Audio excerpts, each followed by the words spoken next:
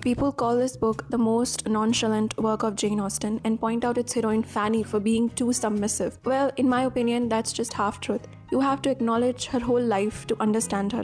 We have seen Elizabeth in Pride and Prejudice, the best of Jane's heroines, then Anne in Persuasion, Eleanor and Marianne in Sense and Sensibility. They all grew up in homes where they received love, but Fanny grew up in poverty and destitution, and later when she became a teen, she was sent to live with her two aunts at Mansfield Park. Now these aunts weren't lovely either. One was too selfish and the other too ignorant. And so she never got the admiration needed in life to speak up her mind openly and boldly. But that's not to be mistaken with lacking firmness of thoughts, as when you read through her journey in Mansfield Park, you will realize that it was her keen observation and her resolute mind which didn't made her bitter about life or led her astray, even when everyone around her was busy becoming corrupt. This novel has excellent characterization, very nuanced. Jane brings out the best and worst of each character and consequently the best and worst of 1800s English society. The worst being that a woman's future was solely dependent on finding and maintaining an affluent husband, and hence that became their primary focus. As a reader, I do think Fanny would have had an easier time had she been more outspoken, but again, as a reader, my job is to understand where she comes from rather than wanting her to suit my tastes.